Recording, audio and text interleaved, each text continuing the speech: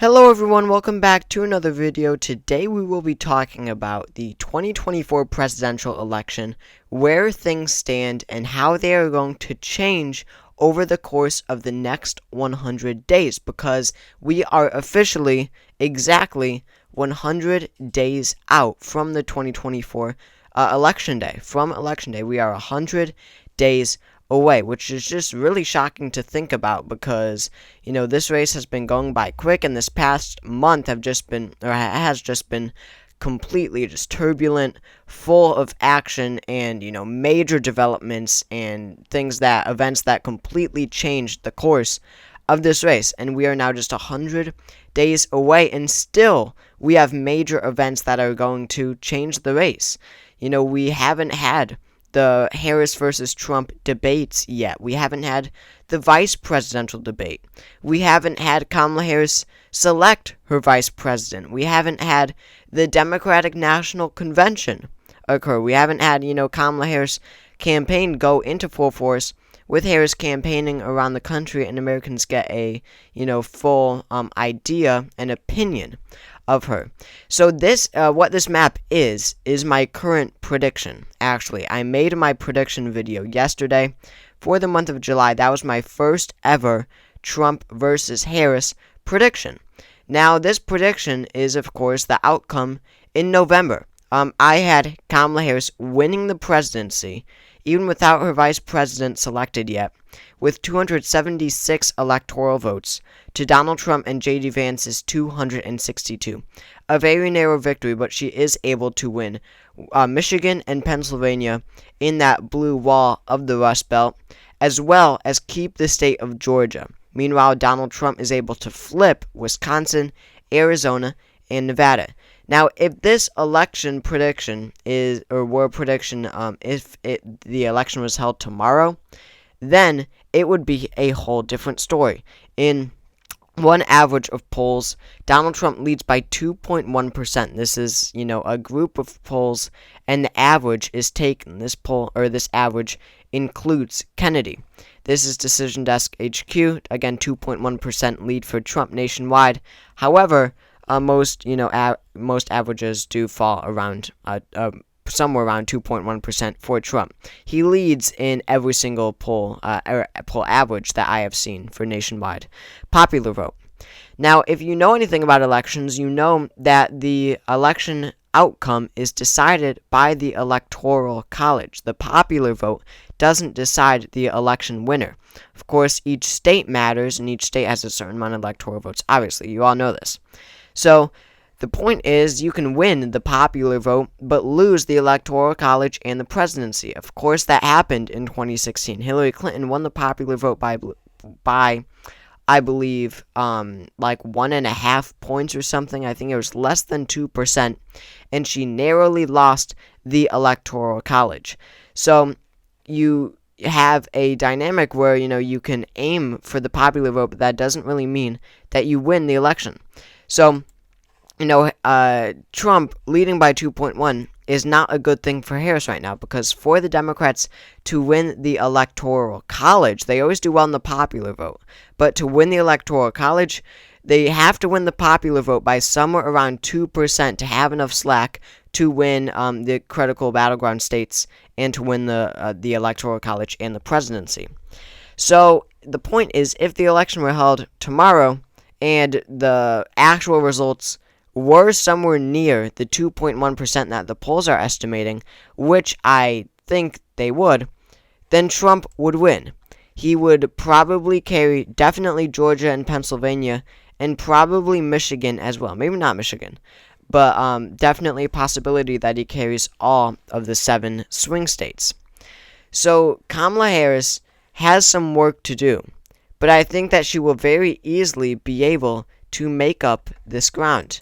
Now, and this is all changing, in the days as we head into the 2024 election. As we get closer to Election Day, things are really taking turn and, benefiting Harris with that as well. When you look at new polling, we see the latest polls in the head-to-head, Harris versus Trump. Trump leads by 2, But in the same exact poll, when you include third-party candidates, Harris takes the lead by 1%. That's a margin, or that's a win in the popular vote that she could start to work with here. And, Forbes with Harris X has Trump up by 1, even, up by 2, up by 1. These are very narrow. New York Times, Siena College, in one of the polls that they did recently with all the third-party candidates, Harris took the lead by 1%. And when you look back at these polls, not even too long ago at all, just take this poll, for example, from Echelon. This was taken from July 19th to the 21st. This was 7 days ago that this poll was released. Sorry, that's a Newsom poll. But anyway, Florida Atlantic, the same date, July 19th to the 21st. This was Biden versus Trump. Trump was ahead by 8%. Trump was ahead by 8 in all of these polls. When you include third-party candidates, a batch of polls showed Trump, up by around 8% in the national average. Now, imagine what a landslide that would have been. If Democrats need to, just picture this. If Democrats need to win the popular vote by, at a minimum, 2% to win the Electoral College, imagine the blowout on the electoral map if Trump won the popular vote by 8. It would have been an absolute bloodbath. So, Harris, being down by 1 or 2, or it being even, or Harris taking the lead, that is an incredible improvement in a week. I don't think that we have ever seen an election change so much in a week. Again, it has just been a week. Last Sunday, Joe Biden dropped out of the race. It has only been 1 week, which is just insane to think about. And that's not the only, nationwide polls aren't the only area where she is improving. When you look at her favorability, a poll was just conducted, just released today or yesterday or something. And nationwide, Kamala Harris is now approved of by a point. That is just insane because she was down like 16 points a week and a half ago. I'm not joking. She was down like 16 or 18 or 20 points in some polls. 20 points more unfavorable than she was favorable like a week or two ago. And somehow, because she has been able to unite this Democratic Party and people have heard her, Democrats are now like, oh yeah, she actually is cool. She is now approved of in this country. A presidential candidate being approved of is something that we have not seen throughout this entire election season. Voters hate Donald Trump and they hate Joe Biden, and the narrative during the entire Biden presidency was that Kamala Harris was even more hated than Joe Biden. That clearly is not the case when Americans actually start to hear Kamala Harris. She is now approved of by 1 point. In the same poll, Donald Trump is down 16 points. Now, and this is what I was saying before. 8 days ago, there was the same poll taken, favorability. Now, Harris was even way worse with favorability even before this. And what we see, Kamala Harris has become 12 points more favorable to the American public. She was down by 11. Now she's up by 1. And I think even more significant is that Donald Trump 8 days ago was at negative 11 favorability, and now he's at negative 16. He was down 16 points in favorability, or he was down 11 points in favorability. Now he's down by 16. In 8 days, he has become 5 points less favorable. So whatever Kamala Harris is doing, or whatever the media is showing, when they play Kamala Harris speaking, or whatever Americans have been hearing Kamala Harris say about Donald Trump, it clearly is working, because now he's 5 points less favorable. Now, quickly, going through these, the enthusiasm.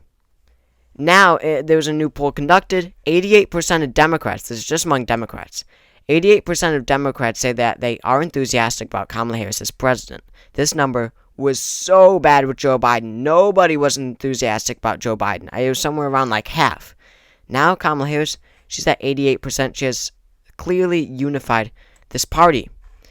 And then, I believe, the most shocking of all. The pollster asked this question: who do you trust more to deal with, environmental protections. Obviously, Harris is going to crush that. But education, Harris wins by 10. Healthcare, she wins by 10. Reducing poverty and inequality, Harris up by 6. Appointing justices to the Supreme Court, up by 9. Safeguarding democracy, up by 6. Combating corruption, Harris up by 3. And Trump is supposed to be the drain the swamp, outsider, anti-elite candidate. That is supposed to be the type of candidate Donald Trump is. Now, Harris is more approved of when it comes to combating corruption. And then, the big one, U.S. economy and job market. The Republican Party is the party of economy. That is their big thing. They focus on a strong economy. And in this question, the same amount of voters in this question believe that Harris will do a better job with the economy and job market than Donald Trump will do. They are tied at 48-48. Just some months ago, in this same question, Donald Trump would crush Joe Biden by like 20%. It would be a blowout. Now it is tied. And then, Kamala Harris, just when you look at the numbers, these just shocking improvements in just a week. I mean, it is just tremendous, the amount of support that Kamala Harris has been able to gain in this, matter of days, in this short time frame. It is truly something that we haven't seen before. And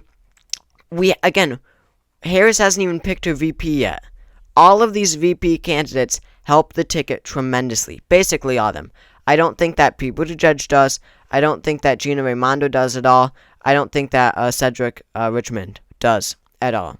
At all. These people don't help at all. Bashir absolutely helps. Cooper absolutely. Shapiro absolutely. Tim Walz definitely. He would be by far the best pick for VP. Cooper, Kelly, Pritzker, yes, they help. Not as much as the other three. But she hasn't picked her VP. I think in a presidential debate, if Trump does agree to it, I think he will, but it's not certain yet. I would predict, I would assume that that Harris would really crush Donald Trump. That's whatever. I can't look at numbers for that, but just off of the past debates, I believe that Harris would really prosecute Trump. See what I did there? She was a prosecutor. She would prosecute Trump on the debate stage. Really effectively and efficiently. So, with all that being said, with the DNC, with the boost for Harris after the DNC, which is almost certain to happen, that hasn't taken effect. She hasn't picked her VP. The debates haven't occurred yet. She hasn't been running that many ads, maybe in a couple states, but not a huge ad blitz yet. Not her campaigning yet across the country and making the case, and Americans actually forming an opinion of her. She is, even with all that not happening yet, she is at, she's down 2.1% to Trump. I would honestly expect her to be down by more, but she's not, and that is a good thing for the campaign. I think that she is at her floor, and she has so much room to gain, while Donald Trump does not. That is the big factor here. So thank you all for watching this video. If you all enjoyed, make sure to subscribe down below. We are trying to get to 10,000 subscribers, and we are doing great right now in terms of subscribers. We are skyrocketing right now, but the goal is 10,000 subscribers by Election Day. So if you can help with that, I would really appreciate that.